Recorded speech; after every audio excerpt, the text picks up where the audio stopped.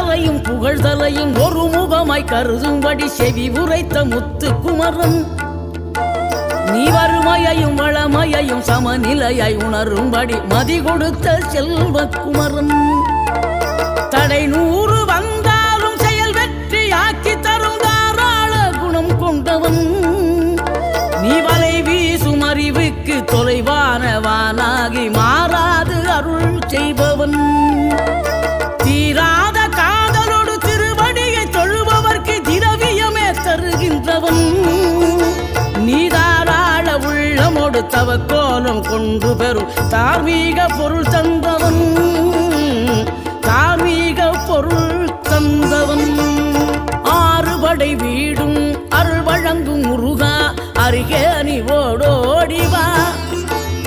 மூவிரண்டு முகம் ஜொலிக்க 2 கர